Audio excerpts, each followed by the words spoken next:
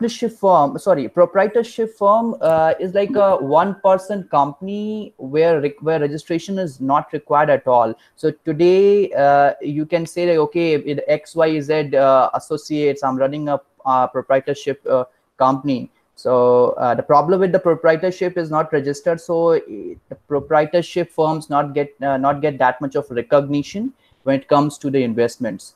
So you can run your brand under sole proprietorship as far as you're not having any plan to scaling up, or you are just at in idea stage. Partnership is like two-person coming together for a business objective. So partnership can be of anything. It can be an oral partnership, it can be a written agreement where registration is optional. So you can register your partnership, or if you don't want, you can simply do your partnership form and take a PAN, and then you can open a bank account with your partnership, and you can run your partnership as the way you like. Limited liability partnership, it's again a partnership which is registered with the Ministry of Corporate Affairs, and where you have to go through a certain additional compliances where liability is limited for sure. Company is where, when we talk about the company, there are OPC, private limited companies, public limited companies. So coming to the OPC is another version of registered version of a proprietorship. So one person can register a company with the OPC and can run its ownership and run its business under a registered brand name. Private limited companies. So after this slide, we'll be discussing more on private limited companies, where two-person coming together can register a company, and we with our experience and with our investors favor to private limited companies, we suggest that the private limited companies are the ideal business model for startups. So one thing I request in this session, if anybody is having any query, please after each slide come forward and ask, because otherwise the session gets boring. So what I'll suggest that if you have any query on any slide, just unmute yourself and ask a query. So I'm just finished with the slide. So if anybody is having query on this particular slide, let me know, please.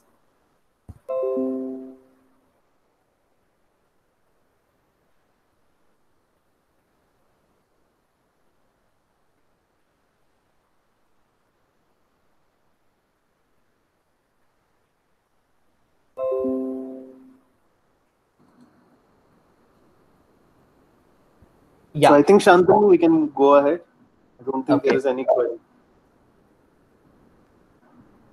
So moving further to comparison. So we have prepared a brief comparison. Just I quickly go through the comparison sheet, where being a partnership, limited liability partnership, or OPC, what kind of a governing model, what kind of governing laws are there. So for partnership, you will be governed through Partnership Act, LLP Act. For OPC and private limited, you'll be complying mainly to Companies Act. However, other than these, if you're doing any industry specific business, where you have to go through those laws as well. For example, if you are into insurance business, you have to comply with the insurance regulations. If you're into banking, you have to go through the banking regulations as well, in addition to the mother law.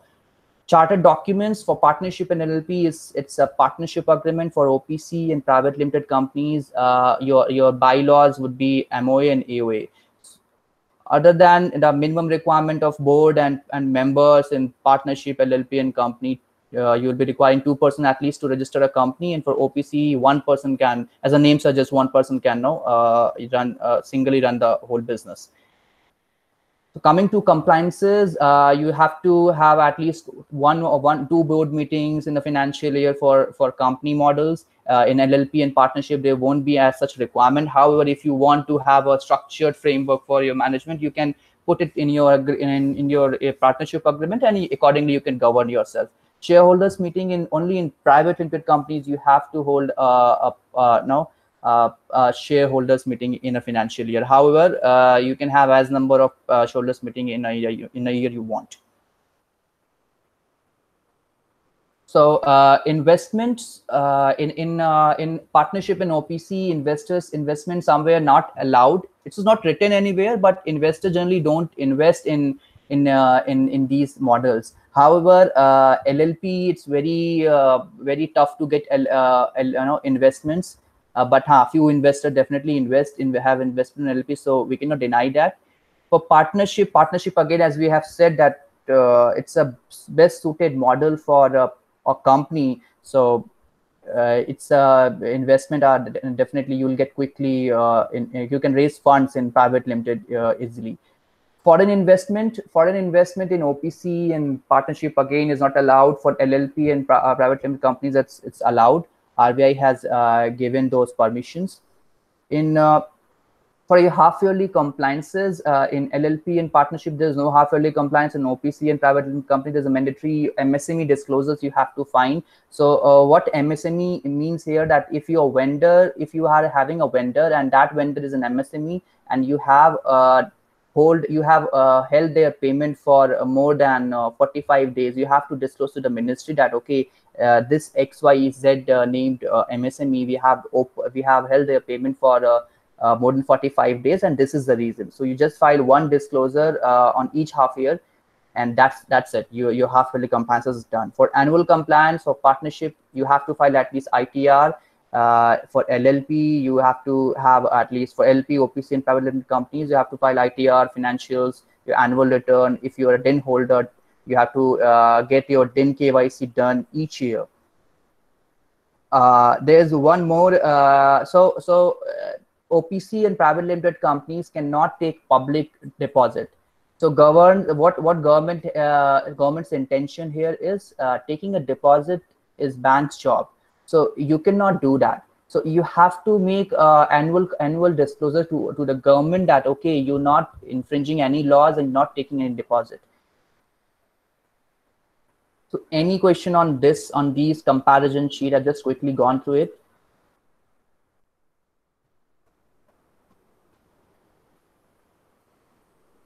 Okay, so moving further to company registration requirements. So generally, when the startups comes to us, they have a lot many queries that okay, we want to have a company. What documentation we require? We need to have a registered office, and how can I have a registered office? Where can I have a registered office? So this is the answer to all those queries. So talking about only now onwards, as we said, now onwards we'll be talking more about the private limited companies. So a company can be incorporated minimum with 2 persons. So we'll be requiring at least 2 persons. That person can be anyone, can be of any age, but that should not be of less than 18. That person should have at least a PAN. So if you are having a PAN holder more than of 18 years, you can be a partner in any company, and you can start a company. When you going forward with your company, when you file any documents with the ministry, you have to digitally sign those documents. So for that, you'll be needing a digital signature. So definitely, when you incorporate a company, first thing is you need the digital signatures in your hand. Registered office. This is a very here on registered office, the founders face many difficulties, like where they can have the registered office. Can they register their company or at their residence? But that residence is not their own; it belongs to their father or grandfathers. Or can we have the registered office on a rented property? So the answer is, registered office need to be physically present, where government can make any official communication whenever they want. That office can be at a commercial building or a residential building, can be on rented property or can be on owned, and in some cases that property can neither be on rent, neither owned by the founders, like the property belongs to your father or your grandfather. So what we do in those cases, we take simple NOCs from there that they don't have any objection if a particular company gets incorporated at that particular at that premises. You can have your registered office even on co-working spaces. So this is in years we'll be having a lot many queries that okay, whether can we have a company registered on a co-working spaces. So yes, you can have, subject to condition that that co-working space give you an NOC to have that company registered at that premises. ID and address proof. Here ID and address proof, here we're talking about ID and address proof of promoters, directors, and shareholders. So in addition to PAN, you'll be requiring one ID proof and one address proof. In ID, we'll be having only 3 options. These are your voter ID card, your driving license, or passport. There's no 4th option. So you have to get at least one of them. For address proof, there are 4 options. One is your telephone bill or your mobile bill, your electricity bill, or a bank statement. So out of these 4, if you have any, you can use that. Aadhaar is not legally mentioned in the law that can work for ID and address proof. However, in sometimes we have witnessed that the company got incorporated with Aadhaar as ID and address proof. But the legal standing is it is Aadhaar, and Aadhaar cannot be accepted as ID and address proof for the purpose of company incorporation. However, it is a valid ID and address. Name again, the startups face a lot many difficulties when it comes to the name. Like they are running a proprietorship firm with some XYZ name, and it's now they think that okay, they are having investor, or now they think that okay, this is the right time to get a company registered. But it's been 4 or 5 years, or even 1 year. It's been just 1 year, and they are going into company model. So the moment we start getting all the process done, we realize that this name, that XYZ name, is not available for the company. So in those cases, startups face difficulty. So we always suggest that whenever you start any brand, get that brand registered first, and then you start your business. So tomorrow, if you cannot get that name as a company name, so at least your brand is secured. You can run your brand and your company with a different name. For example, Paytm is a brand and company is 197 Technology. Same way, Ola, Hindustan Unilever, running a number of brands. So the company is Hindustan Unilever, but they are running a number of brands. So you should have you should secure your brand first. As far as the name is concerned, name should be a unique one that cannot be a dictionary word. Your name should have at least one word that defines your industry. For example, if you are technology driven, so put it XYZ Technologies Private Limited. If you are into manufacturing, you can say XYZ Manufacturers. If you are into R&D, you can say XYZ R&D Private Limited. So this way you can have your company. You can make your company company name easily available. You'll be needing your business object well drafted. So when it comes to the business object, we suggest that draft your business object in a broader way. To the extent possible, you can run your business. Just don't put simple one-liner. Make it as broader as you can. Don't write any specific wordings. So on this slide, if anybody is having question, I'm not having any question from you people. Please feel free to ask. Otherwise, I'll just quickly, go through my all slides, and it will be of no use if you won't ask any questions. Hi, Santanu. Milan here. Yeah, hi, so Milan. I have a question. Is the trademark is the same as the brand name, or trademark is something different? Yes. So trademark is what we called register your brand. So when we say registration of a brand, it's trademark. Okay, cool. Yeah. Any other question? Hi, I have a query regarding that co-working space that you mentioned. The thing is that there will be multiple companies in this co-working, and mostly this particular building will be having only a single municipal number or something, perhaps, if I say that. So will that be possible to do the registration for multiple companies in that case? Yes, a company at one premises can have n number of company registered. So this is how So now. that particular number is not an issue. No, that won't be an issue. So you can define by your your room wise, or your office number, or maybe floor number. Okay, okay. So multiple companies can have the same municipal number. That's not an issue. Thanks. Correct. Okay. That's not an issue. Yeah. So any other question?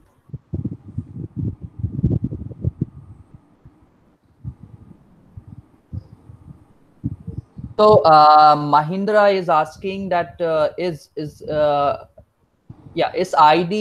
Aadhaar is not a valid ID. So see, I'm not denying that Aadhaar is not a valid ID. Aadhaar is a valid ID. What I'm saying that for the purpose of company incorporation, the ministry is not accepting it as a valid ID.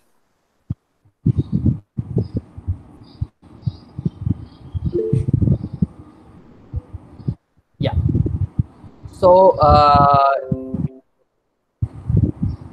Rakesh, can you just mute your Yeah, Shantanu, I just got one more query. That's why I didn't do that. Sorry. okay. These business objects and these writings can be modified at a later stage, right? Or once this is done, that's sacrosanct. No, so it can be modified whenever you want, but that's why we suggest that have your business object so broad that you need not to amend it. No, so definitely you can amend it. The government, the laws allow you to do that. Okay, Shantanu, thanks. Okay, so moving further to our next slide. So company incorporation process, I won't be giving you the whole process. So one thing is that the moment you have to get the major difficulty that nowadays we are facing being a consultant, that we get your company registered. Okay.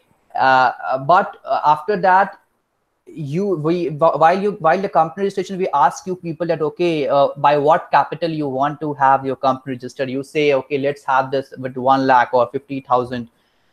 But the problem is the law says whatever the capital you have decided at the time of company incorporation, you have to put that amount in the company's bank account.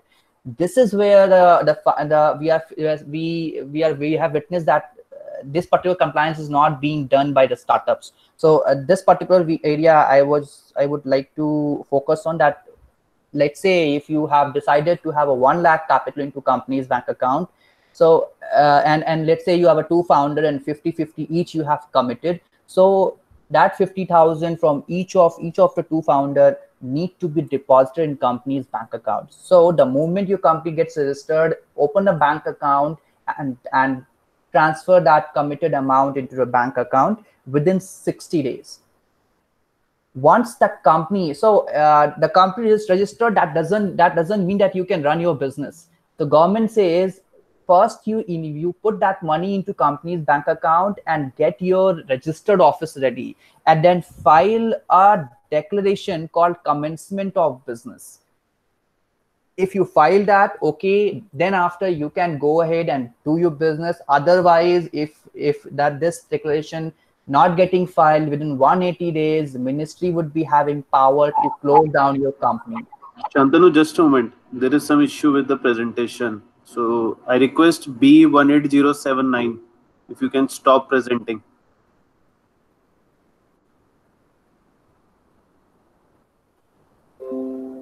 Yeah, Shantanu, now if you can start presenting your slides again. Just a minute.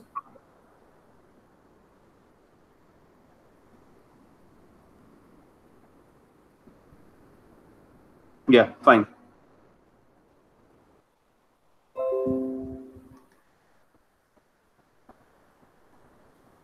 Yeah, Shantanu, it's fine. Can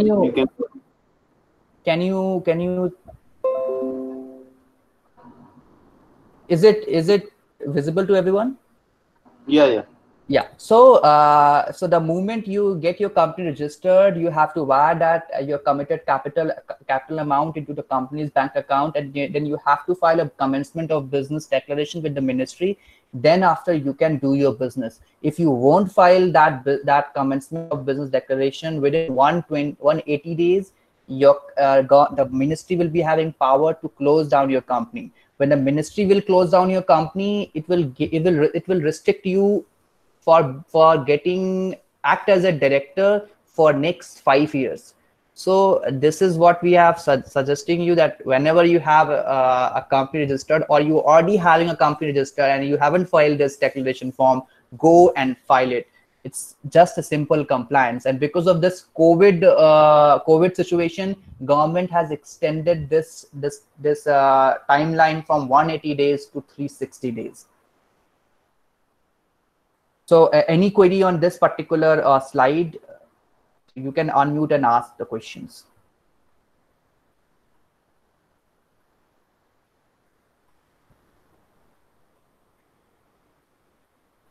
Please don't write, because yeah, somebody is asking questions.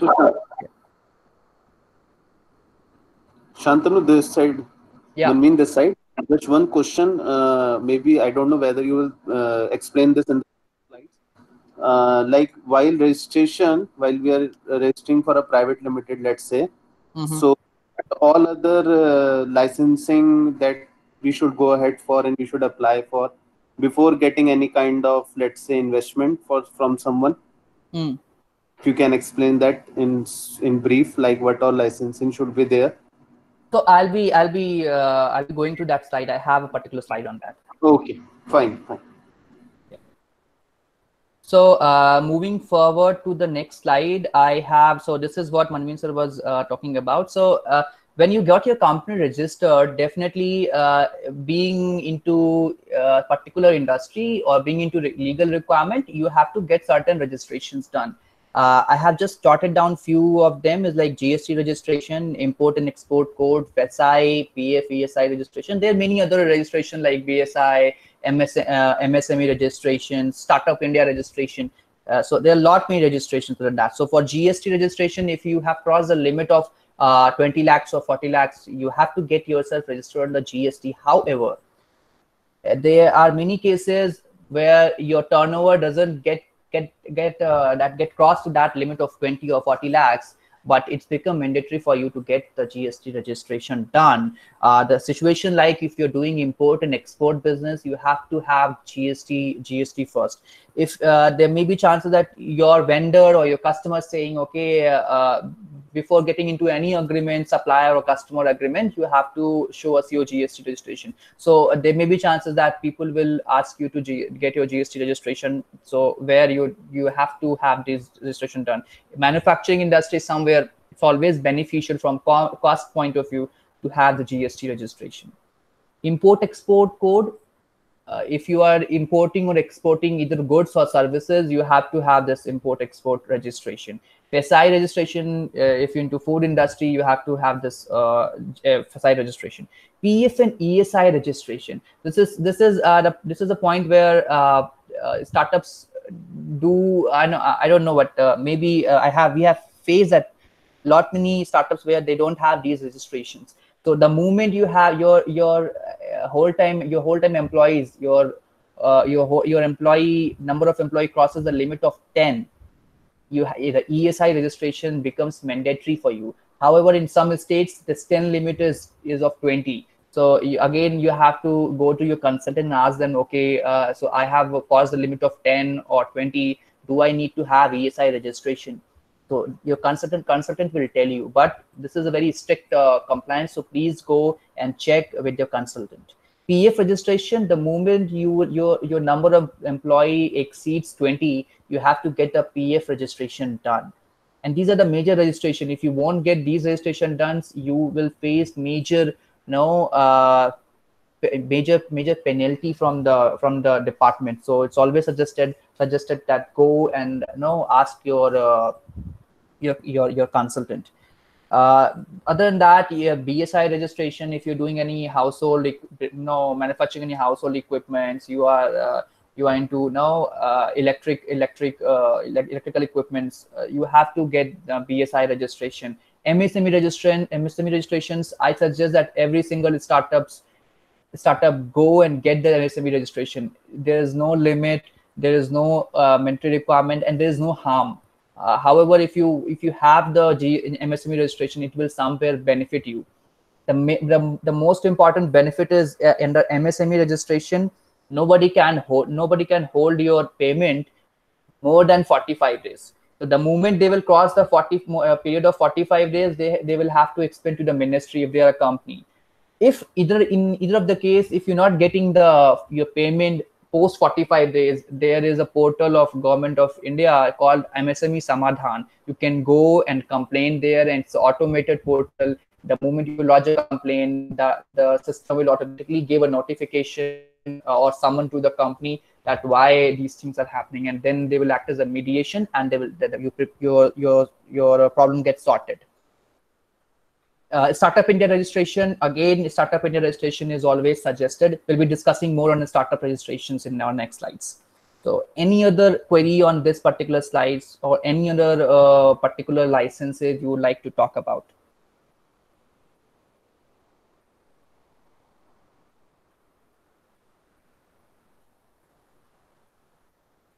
Card and MSME registration are two different things, or it is the same? No, it is the same. Okay. So Udyog Aadhaar is a MSME registration. Udyog Aadhaar is like an Aadhaar of an individual. Same way, it is Aadhaar of your entity.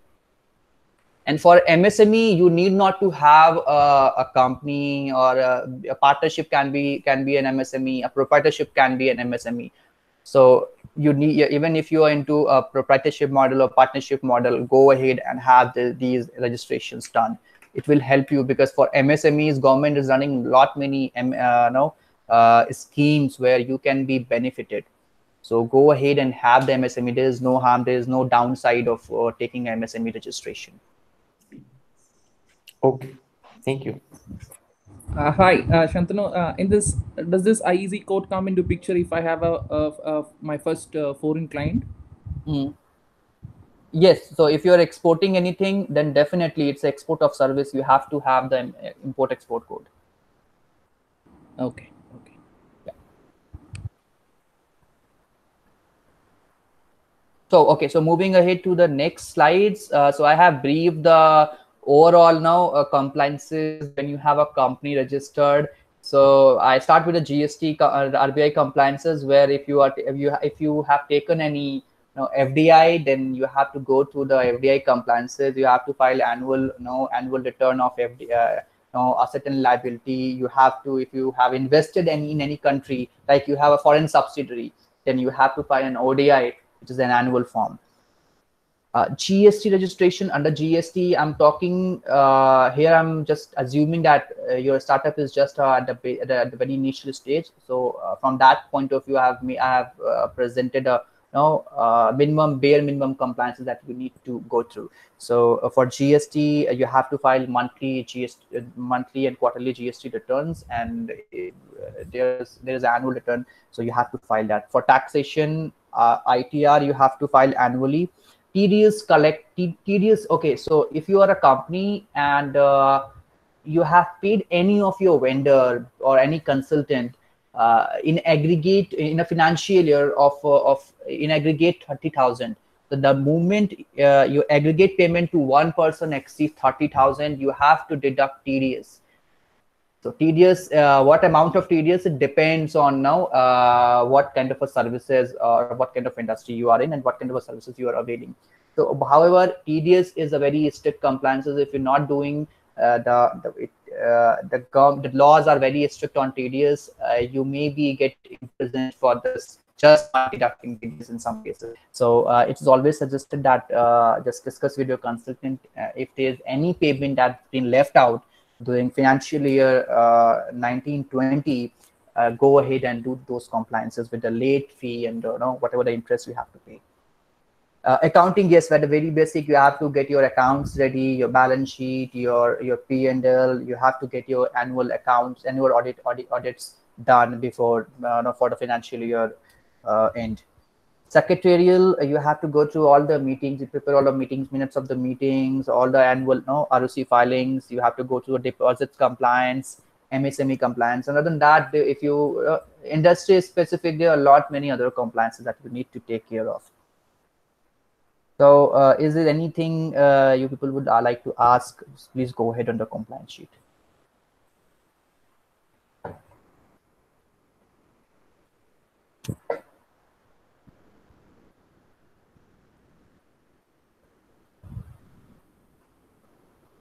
Okay, so I hope there is no query on this. So moving forward to the next slide.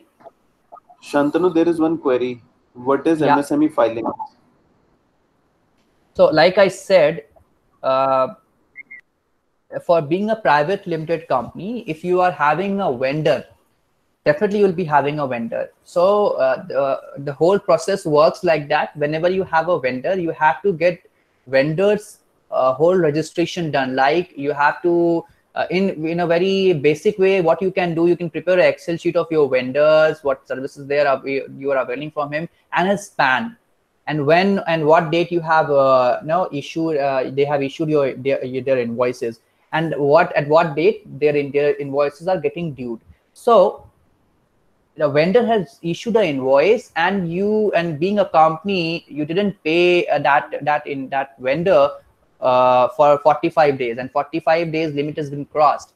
So the government says on each half financial year, you have to tell us that out of your total MSME vendors whose payment you haven't made for more than 45 days. If there is such payment, you have to file a MSME return with the Ministry of Corporate Affairs that this is XYZ vendor with this PAN, and we have held their payment for more than 45 days, and with the reason that why such a non-compliance happened. So this is the MSME filing.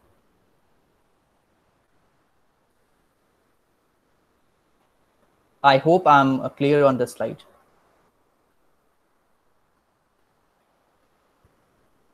Okay, so moving forward to the next slide is Startup India registration. So being into a present ecosystem, we call ourselves startups. But the question is, are we actually a startup?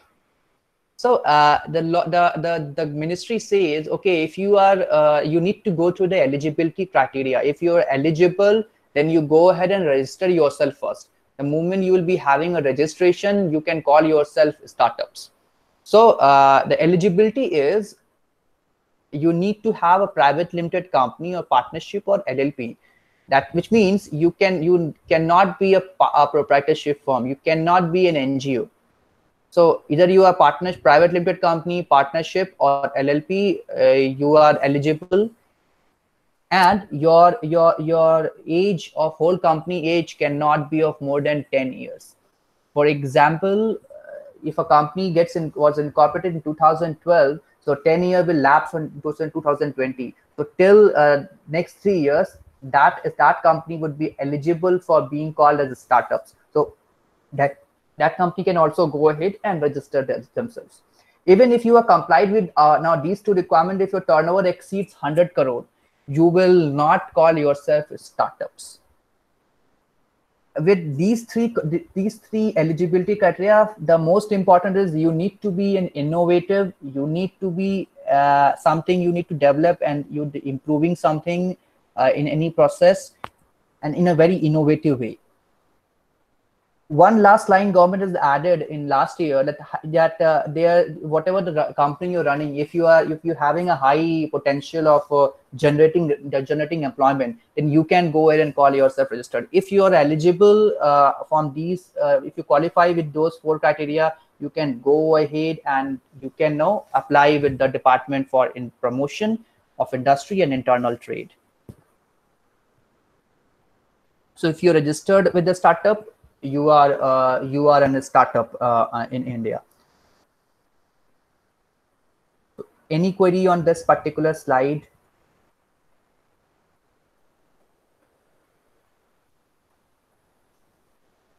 Okay, so moving further, what the process of GST, the Startup India registration, as you all know, you can go through your Startup India website and uh, make a clear login and apply for this registration. However, there are lot many queries that we have received that okay, now I'm a startup, so can I take the profit tax exemption on our profit?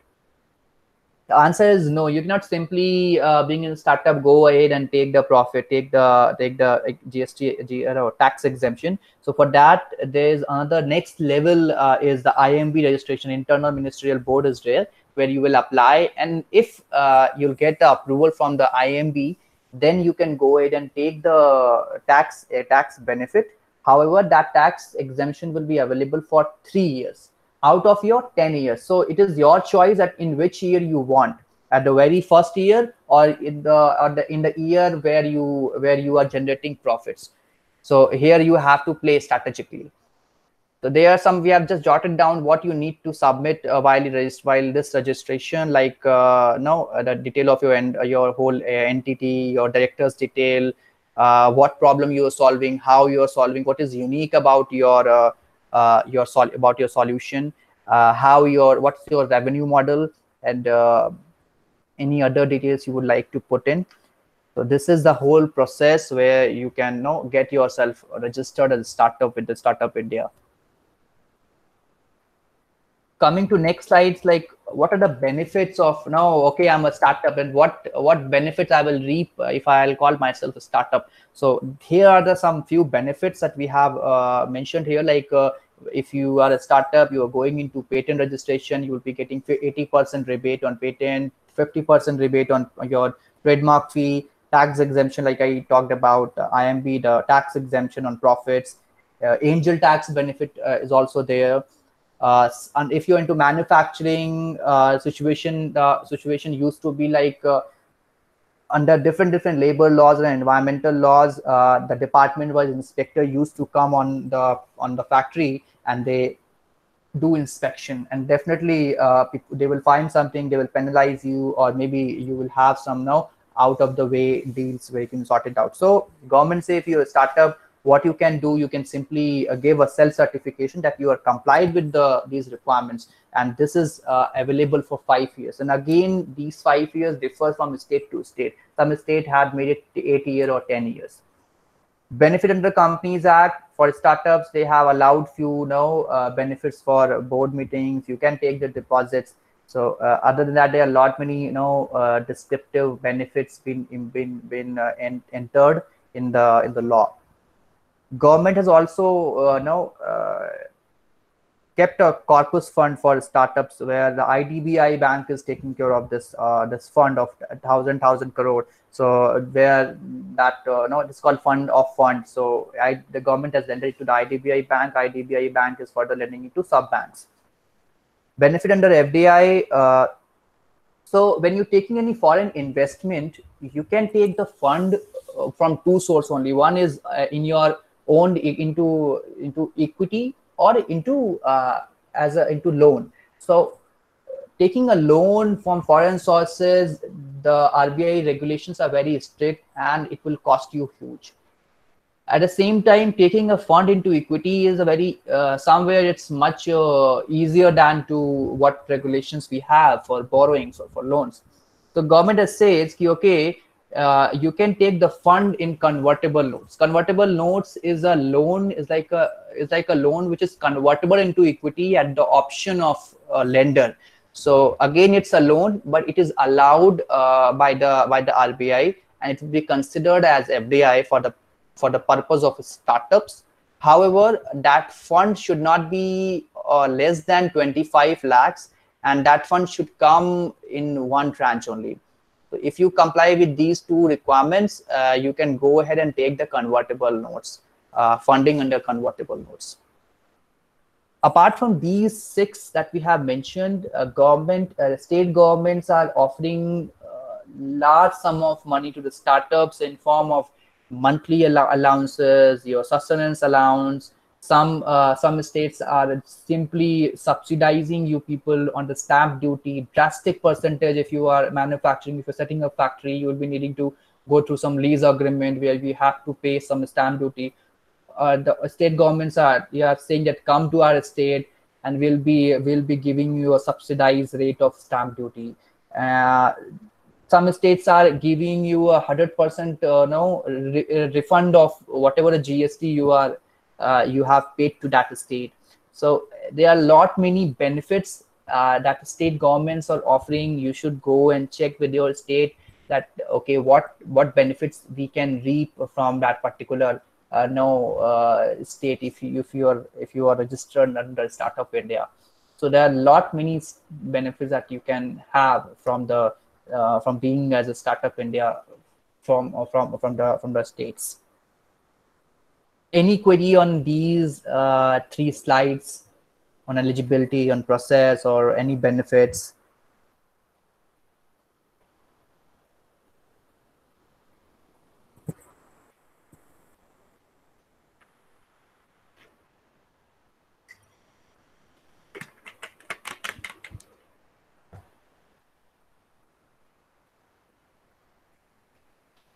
So I guess there's no query. So I'm moving forward to the next slide. So angel tax, again, the situation used to be like everyone must have heard about lot many cases where this angel tax was in the news.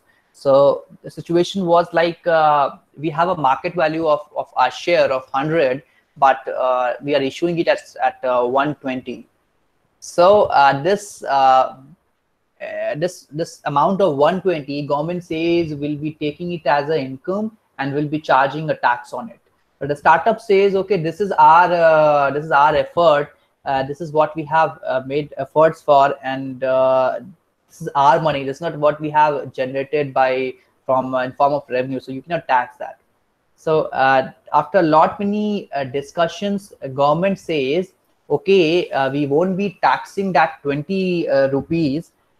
However, you have to comply with these two requirements. So what you need to do for eligibility for taking the benefit of angel tax, you need to have a Startup India license, and your investment in capital should not of more than 25 crores. If these two compliances are there, what you can do, you simply file a declaration to the department that okay, this is we are registered under DIPP, and our investment capital is less than 25 crores, and we are applying, and now we are getting some fund from some investor. Now we want to have the benefit of tax for whatever the money we are receiving over and above this market price. In our example, it's 20 rupees. So it's a declaration, it's not an approval. The moment you have filed it, you can go ahead and take the money. However, nowadays ministry is reverting it on an email that this is what we have received and this is a declaration you have made. So they are just acknowledging your applications. That's it. Otherwise, the moment you have applied, you are eligible. You need not to go through other valuations from the merchant bankers or registered valuers. Here again, the issue used to be like if I'm taking a fund, the Income Tax Act says you have to get yourself valued from the merchant bankers.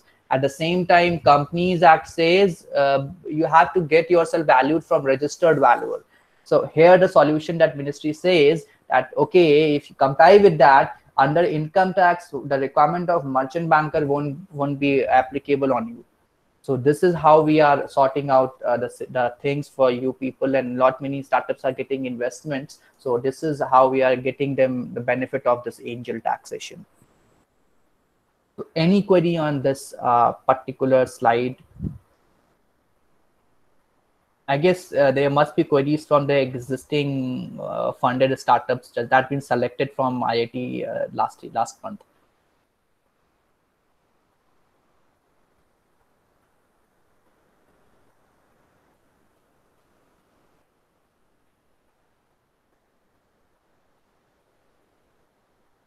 I guess Shantanu will just check it on the website and see how to do the declaration. I do have a DIPP registration number, but I guess I'll go check this thing and file the declaration. Okay, please go. It's a very simple no application. You can just log in into your portal, and there's an option you can simply the format is ready made. What you can do, you have to download it, and there's a Word format. You fill it and sign it, and just simply upload it. That's it, and will be requiring it from you, Arjun. Okay, thanks. Okay, so is there any other query? Okay, so moving forward to the next slide. Yes. Yeah. Shanta? Yes, Yeah. I have one. Grants from the government will they be counted as like they will come under angel tax part? No, grants are not taxable. So what so it's actually it depends on the under what head the government is funding you. So if they are a capital grant or revenue grant, so capital grants means that grant can be further invested into your capital asset. Revenue grant means you can use it for your day-to-day work, like for example, sustenance allowance and all. So you can have those grants as your income, but at the same time will be having corresponding losses as well. So and if the grants are coming from the foreign investment, like the grants are coming from other countries, other organizations, then those would be taxable in terms of, you were saying, of FDI part, foreign direct investment.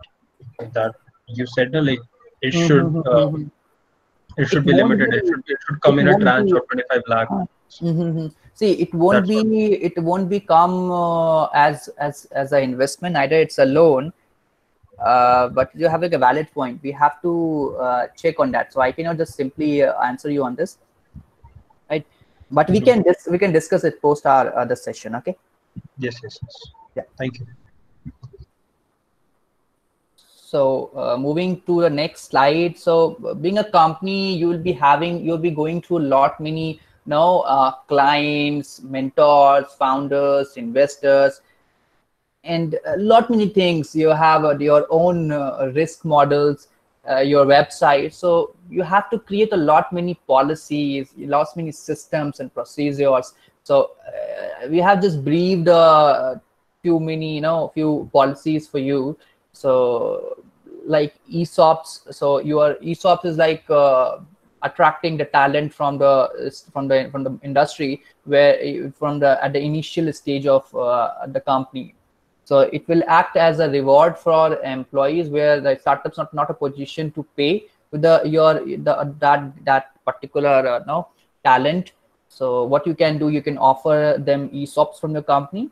So ESOPs mainly defines the eligibility of employees, what kind of a number of how many number of shares you would offer to each to the employees, the prices, how the price would be derived at the time of when the employee will actually buy those ESOPs, what other terms like of lock-in, vesting. So ESOPs policy will run around those terms.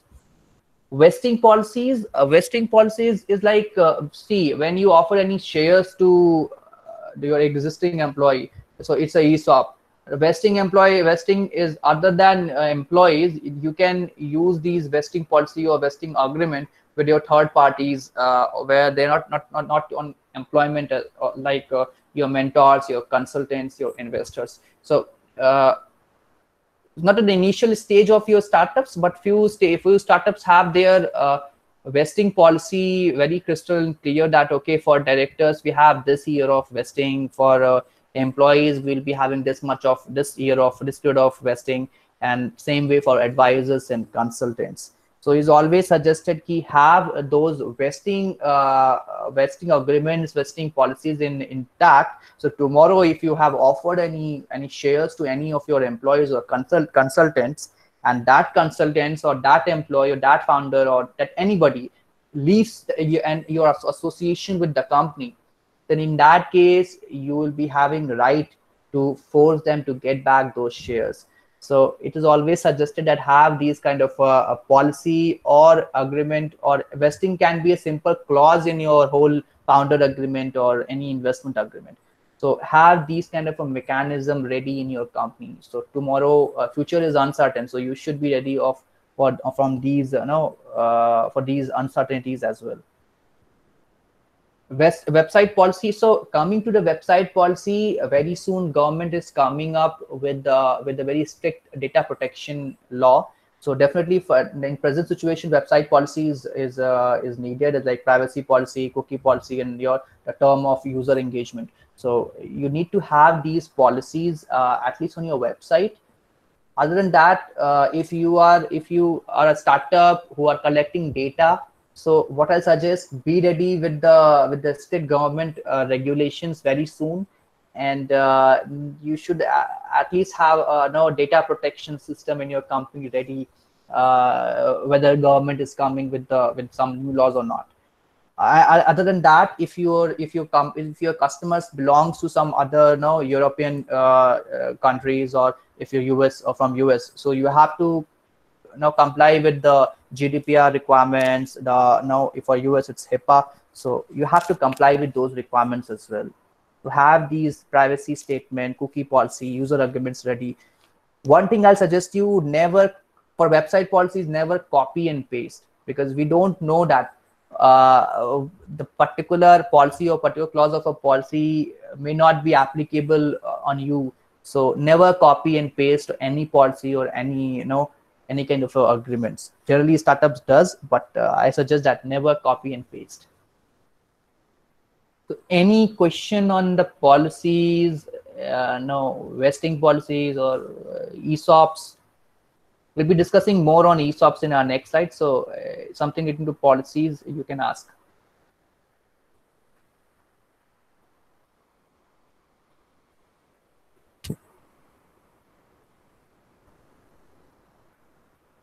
Okay, so moving to the next slide.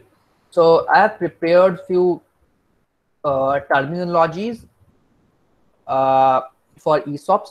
Let's say you're a company, you are offering an ESOP. So when we prepare the documentation, there are many confusions with the founders that, okay, Shantanu, you have a word, a grant of option, vesting of option, exercise.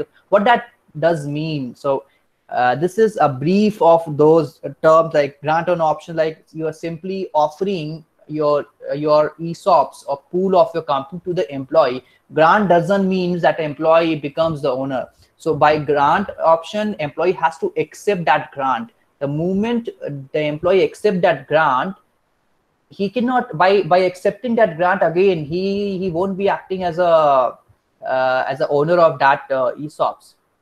The moment being an employee, somebody has accepted that grant of ESOPs, he have to wait at least 1 year, which is called vesting of option. So vesting of option means the power to buy those ESOPs, power to buy the ESOP, the equity out of those ESOPs. So this is called vesting period. That period is law says minimum 1 year. Vesting period should be of minimum 1 year. Other than that, you can stretch it for n number of years as you would like. The moment the date vesting, it's being vested to the options are vested to the employees. The employee can exercise their right. Here, exercise means the employee is actually purchasing those ESOPs. So the period between which the employee is having a thought of whether to purchase or ESOPs or not. So this is called the exercise period. Again, the exercise period can be of 15 days or month or year, of any n number of time you can give through your ESOP policy. Lock-in period, you want, or if you want, you can put it, or if you don't want, you need not to put in. But it is always suggested that have a lock-in period also for the ESOP for the employees. So these are the very common terminologies that we use when we draft your ESOPs. It's called ESOP schemes. So any query on ESOPs, please go ahead and ask.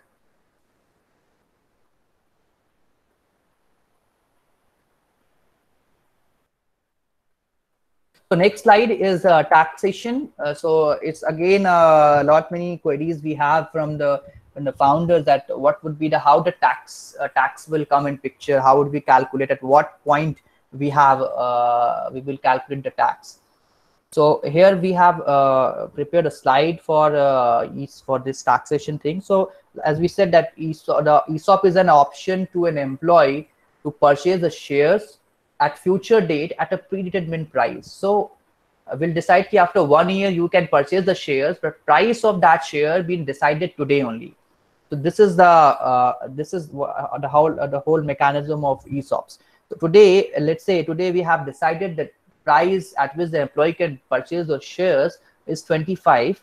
So after 1 year or two, it's called vesting. Right? Shares been vested, and on the vesting date or the exercise date, the price of the share is 75. Company grows and price gets higher. So it's now 75. The question is, what will happen the difference of 50 rupees?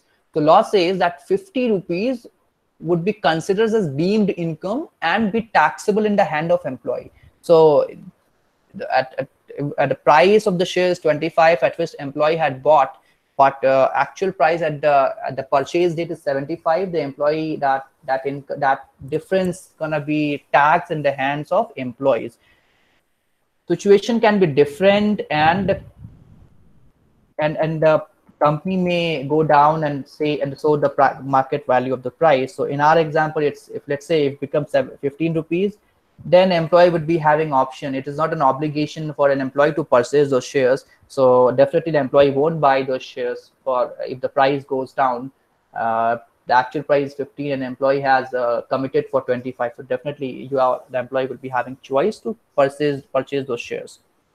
The recent changes that in the law is earlier in the financial in the financial year in which these deal happened, the purchase happened, the employee has to pay the tax. Now the law has changed. The new law says the taxation will come in picture when the employee will actually sell those shares, or employee take an exit from the company, or on the completion of 5 years. So whichever is earlier. So if it's the maximum period is 5 years. So before which if employee exit, he have to pay the tax.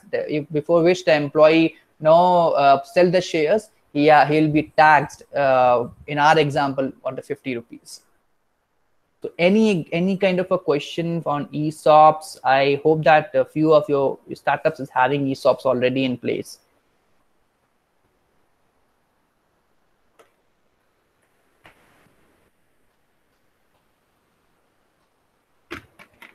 So Shantanu, when an employee leaves the company, he has to buy the shares at that point, right? And are there any tax implications on that? See, so ESOP policies will define that what will happen. Okay, so in ESOP policy, like in your example, there can be number of cases. Today you have offered ESOPs to an employee, and after 1 month he decided to leave. Now question is, you have offered ESOP to the employees for some longer association, but now the scenario gets different here and the employee is leaving. What will happen of those options? I mean, if the stocks, if the ESOPs have been vested and he's got some set of ESOPs, so now he decides to move into another company, and but while leaving, so the ESOPs that has been vested, say they are 100, so he will have to first purchase those 100, right? And correct. And if he purchases, does he pays the tax also? And yes, so this is in our example. If same example we take. So if the purchase price is 25 and the actual price is 75, so he will have to pay the tax on 50 rupees. He won't pay to you, it will pay to the government. Okay. Okay, and other than that, I mean, I was talking about a case when if the exercise price is 75, but but it has not reached 75, but he's leaving the company. So when he's leaving the company, if he still wants to retain the ESOPs, right? He will have to purchase that ESOP, right? Or he will just get the right. Will there be a monetary transaction in which the employee is paying the company for the ESOPs that he has gotten? But tax, I think, will come later when he exercises the ESOPs when the time has come according to the contract. The excise will always happen. Will happen within the as now within the period the person is an employee of the company. So you will have to make it very clear in your ESOP scheme that the moment you will be resigning, either you excise your option or leave all the options as it is. So when you say exercise, if the exercise price has not reached that 75 rupees is not the case, that is not the stock value, so he cannot exercise it. So what does he do? It's his option. If he would like to purchase those shares, he can, right? But in that case, he won't be making any profit, so there is no tax liability will come. Okay, so my question is still that he has to purchase it. He will not just get it, right? Right. It's he have to purchase it. Okay. Yeah. Thanks. Okay. Any other query on this?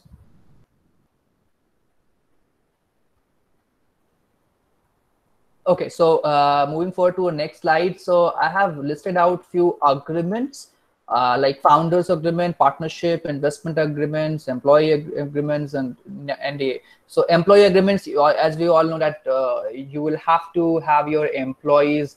Then you have to get into a contractual agreement with your employees that defines the roles and responsibilities, liabilities. Now, what kind of a package you're going to offer, the secrecy clauses, how the termination will happen.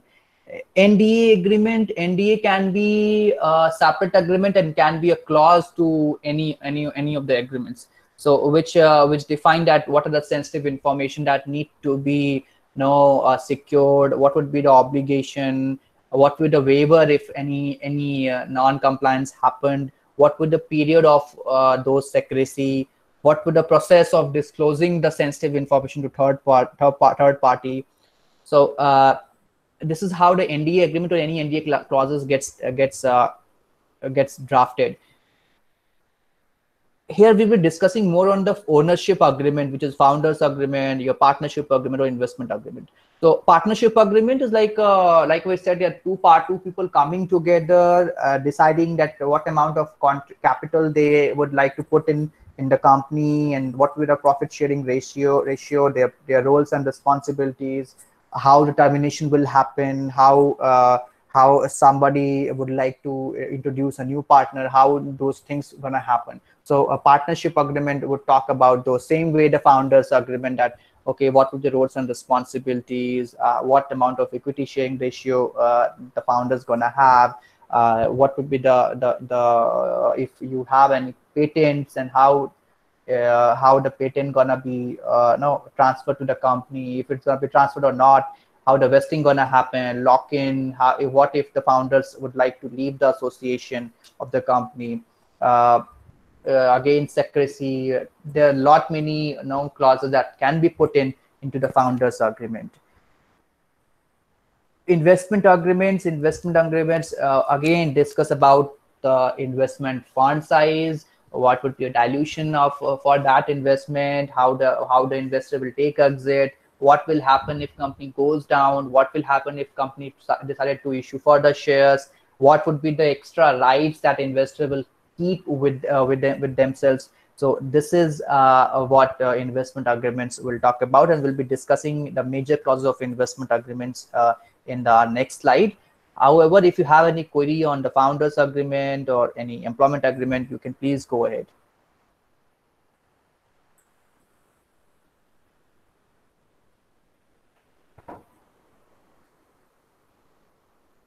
And no query on founders agreement?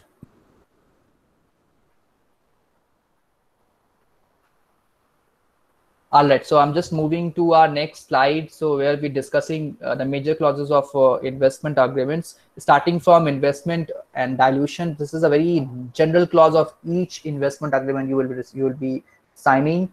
Dilution investment. Here is what would be the fund size, what actually investor is investing in the company. If it's in terms of money, it's a crore or 2 crores or $100 billion. So it will be a part of your agreement written in black and white. Against that 100 crore, what amount of equity the investor is getting with, in how many tranches the whole fund will come in. It is in 1 or 2 or in number of tranches. So then again, if it's in tranches, at what condition you need to meet to get the further next tranche of money, what would be the valuation of the company. So basically these things you will be having in the dilution and investment clause.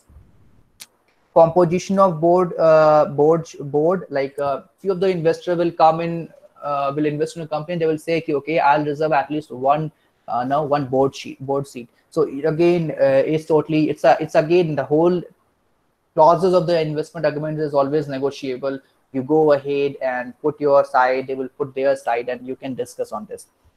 Preemption right or right of first refusal, ROFR. Preemption right is investor has invested their money in the company, post which the company is issuing shares to third investor. So preemption right will give an option to the investor that whenever a company issue a fresh share, he will offer those fresh share to the existing investor. So somewhere they will be, so that dilution won't happen. Or they take a prior consent from the existing investor that, okay, they are offering some amount of shares to a third person. Right of first refusal. So right of first refusal is the existing shareholder, that can be a founder, that can be a investor, transferring their shares to the third party, a third investor, or third any stranger. So right of first refusal gives the existing shareholder a right that whenever one or any of the shareholder selling their shares to third person, they will have to offer those shares to the existing non-living shareholders first. If the non-living shareholders give NOC, then only he can sell those shares to the third party, at the stranger person. Reserve matters. When the investor will come, they will put in some rights in their hand that without on those matters, without the investor consent, you cannot discuss those matters in a meeting, or if it's a board meeting or shareholders meeting. That can be issue of further share, that can be ESOPs, that can be closing of a company, that can be major money transaction, that can be merger, that can be amalgamation. So there are n number of items that can be put in a reserve matters. So again, it depends on investor to investor and how you negotiate with the investors. Condition precedents and condition subsequent. So condition precedents mean what kind of a terms or what kind of a milestone you need to achieve before getting the fund. What will happen? Investor agreements has been signed. Now, before the actual fund comes in, investor will say, go ahead and get this much of authorized capital, get this registration done, or get this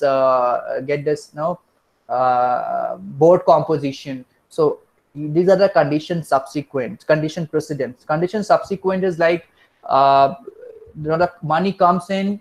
Condition subsequent is the moment money comes in, you will allot the shares instantly. You will have the board meeting. You will have to issue share certificates within this period of time. You have to then condition subsequent are the milestone also, that for if the money is coming to tranches, you have to have these targets met to have the next round of funding. So these are the condition subsequent and condition precedents.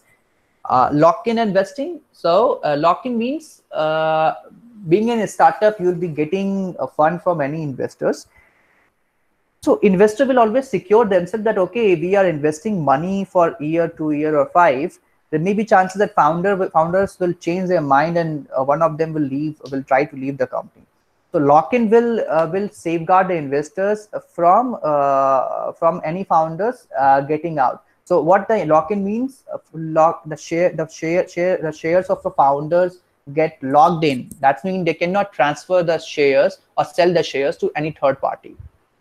So this is a lock-in where the limits is being put in on the founder that they cannot transfer the shares for 1 year or 2 or 3.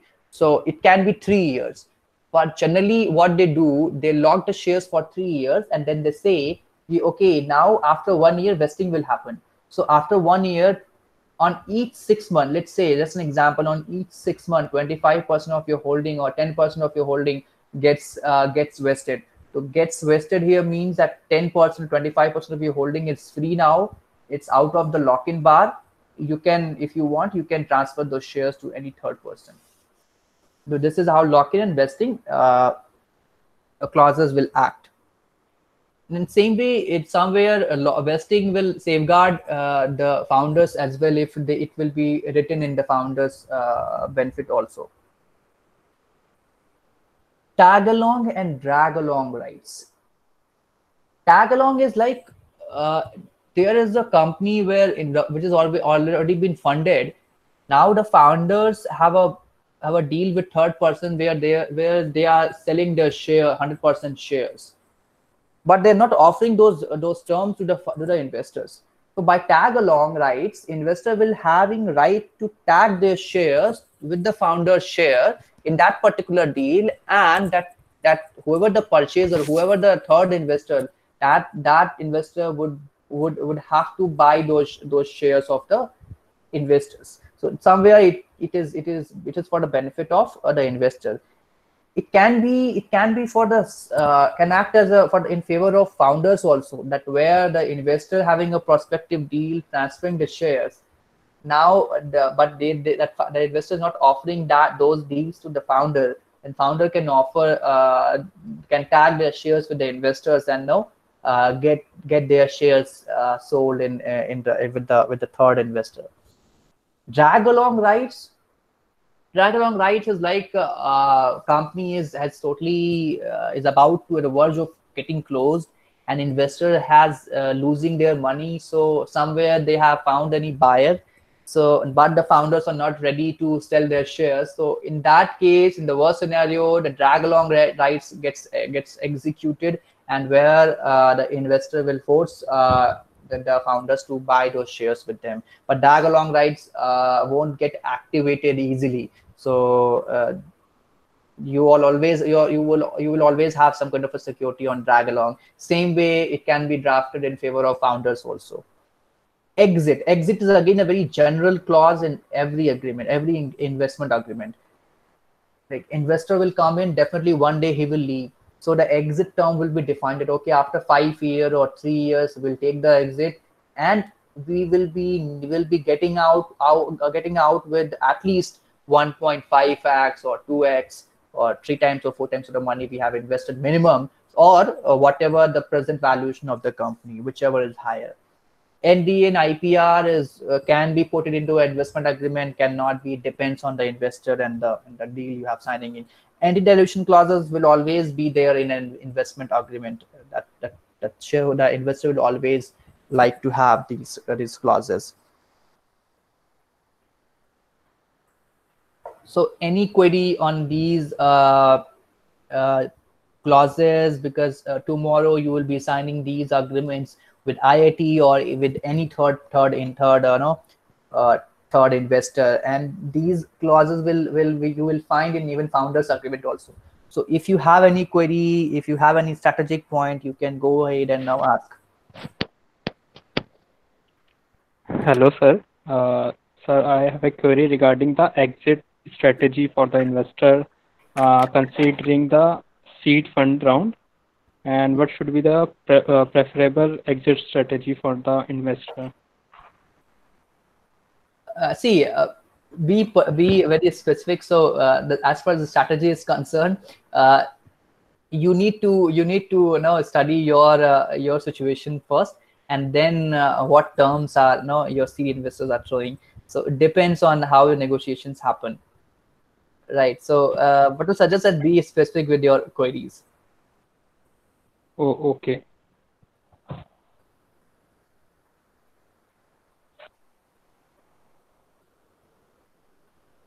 So, what are the most common anti-dilution right that which is prevalent in the industry that investors take?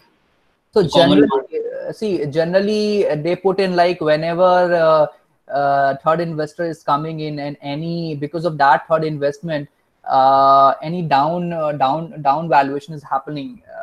So there only the anti-dilution clause gets activated. So which is the common one? Is it like the full ratchet weighted average? Definitely. These are the way of drafting the anti-dilution. No, so which one have you seen most frequently that get executed? So it will Arjun will discuss it in your don't get it now.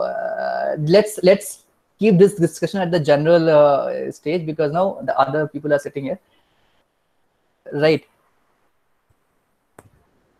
Okay, sure. So we'll discuss it. I mean, we'll discuss it on call.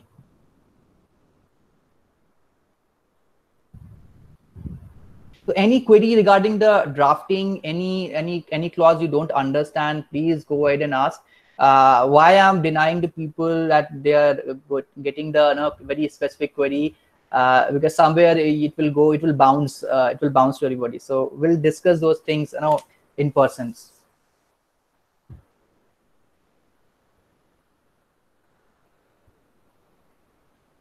So, I have a query regarding composition of board. So in initial stage, promoters are there, but if we'll go for the investment round, then there might be a possibility of having one or two board member in your board as the close of their investment proposal. So is it modified later stages, or what is the legal process for that? So see, today you have two directors. When the new investor will come, they will reserve a board seat.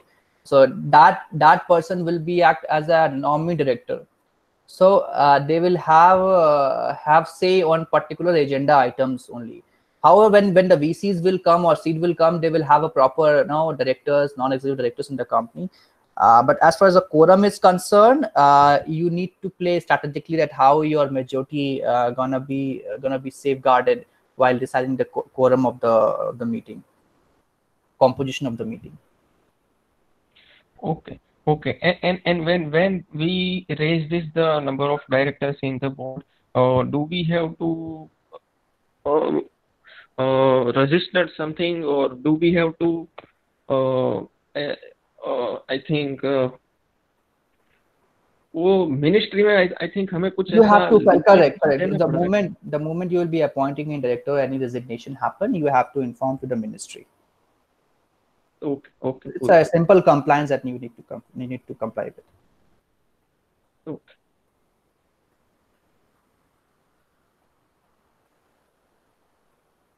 So okay, so moving forward to the next slide, I guess it's 4:30 already. So there are some do's and don'ts. We have prepared it based on our experience. Like in the startups, you cannot take third-party loans from individuals. You can take it from a directors. It is totally prohibited. And a lot many times we have faced that startups are rushing for the investment. So we'd always suggest that don't rush for the investment. It will bring your valuation down. So it is saying that people were very desperate for the investment. So don't do that. Focus on revenue. Investment will come. It happens that while saying the term sheet, startups never discuss with their consultant.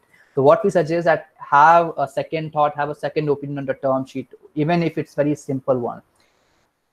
Investment amount in the personal account. If we have witnessed a lot many startups got the investors. So what they do, especially for the foreign investors, they take the money in the personal account, and though they haven't any company registered, so they'll like, okay, tomorrow the investor will won't be there, so let's take the money. They take the investment amount in the personal account, then they incorporate a company. So it's very difficult to issue the fresh shares when the money will come into the personal account of the founders.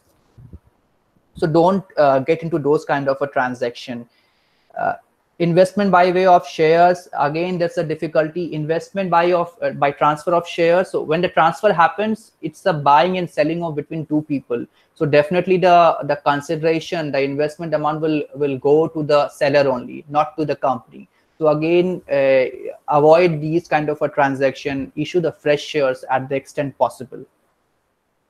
Financial decisions or without expertise, this is something happening with the startups. Always consult your chartered accountant or your financial consultants on these matters. With the foreign investors, we have seen that we have witnessed a lot many investment agreements which is being signed, which is the clauses of which is nowhere executable in India. So as we said in term sheet, the investment agreement, always consult your lawyer, your chartered accountant, somebody who can guide you on this. Take off without runway. Always have the so you have to budget your monthly expenses or 6 monthly expenses. What would be your runway? Then plan for your next quarter or half year. Consultant. So again, consultant as a cost center, don't look at the consultant in this way. So they are saying that if you found the compliance are costly, try it. So you will see that how what amount of funds you've been saved just because you have consulted to some chartered accountant or company secretaries or any lawyers. Copy and paste, it's happening in the startup industries with the agreements, with the policies. Do not copy and paste any content from any of the websites and from internet. Apart from this, there is some do's. We have prepared executive founders agreement. It's much needed. It is happening that you have incorporated a company and now the founders is leaving, and then you will face difficulty that, okay, how would I get those 50% or 40% back into the company? So it's always better to have the things in black and white. Implementing the vesting policies. If you're not putting the vesting policies, at least have those vesting clauses in your founders agreement.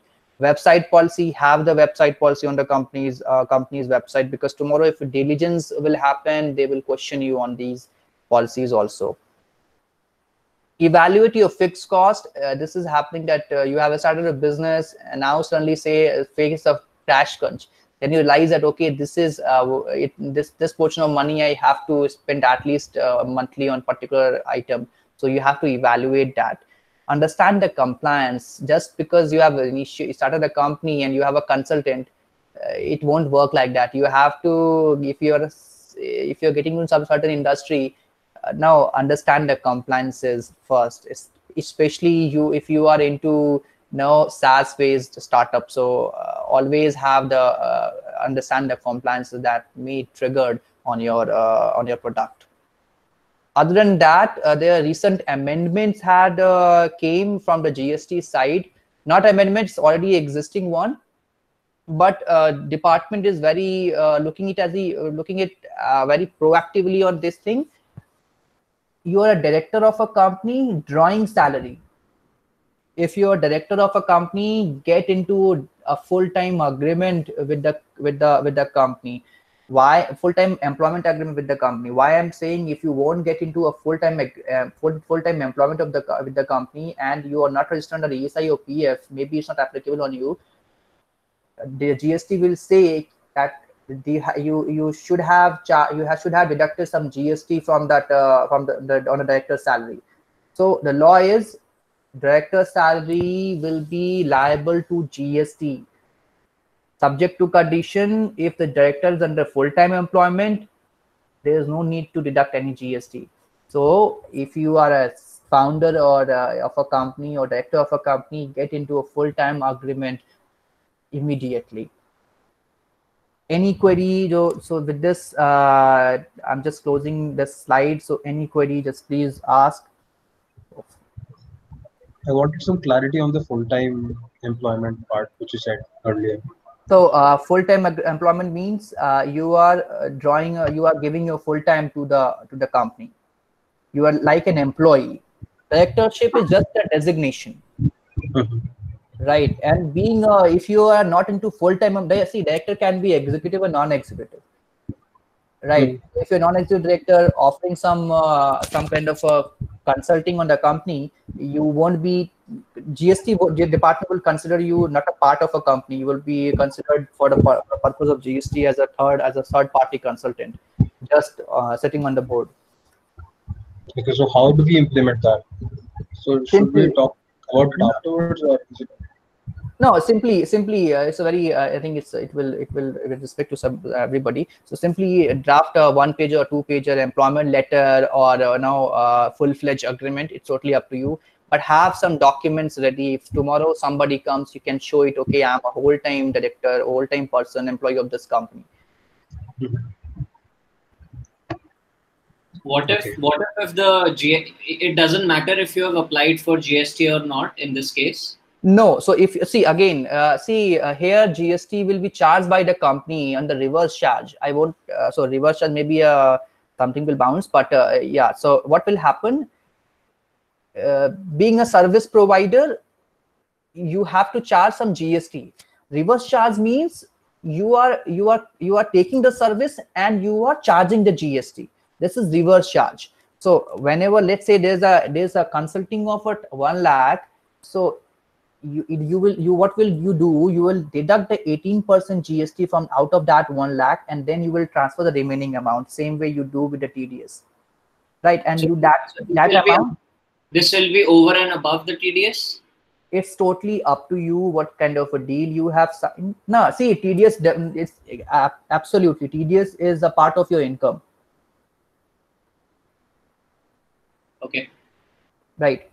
So like 1 lakh, before deducting a TDS, you take the whatever GST portion is there, deduct it and pay it to the government.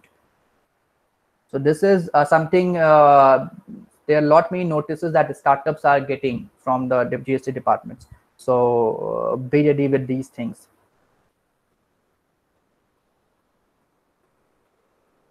Anything, any query?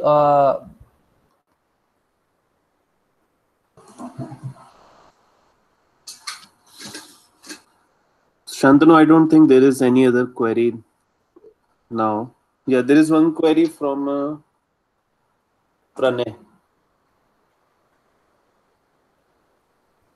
What if a Shantanu, particular mobile like freelancer and I started?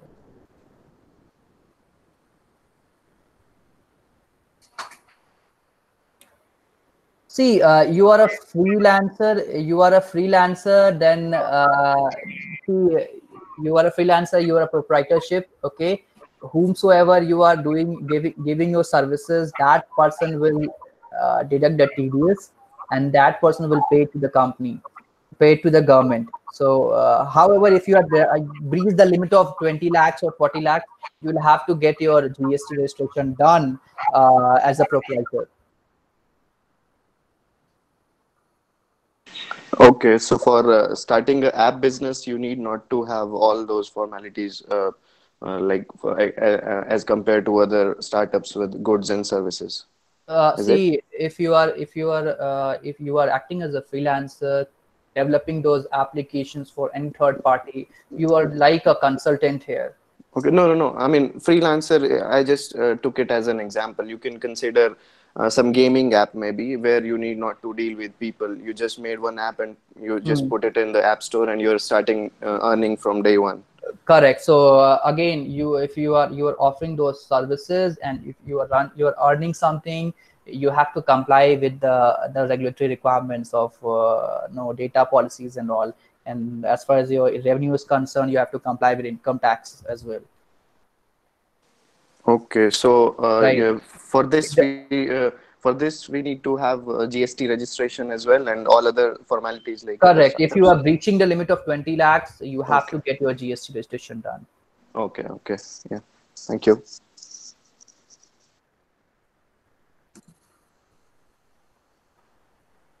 Yeah, I think we are done, Shantanu. Okay, sure. Thanks a lot for sparing your valuable time, and thanks to all the startups. And maybe if there is any particular query from someone, maybe he will contact you directly. Please, I will please. share your mobile number. And thanks to all startups for joining today and also for attending the last 4-5 sessions. We will come up with some more webinars soon. Thanks a lot. Thank Okay, you. guys, stay safe. Take care.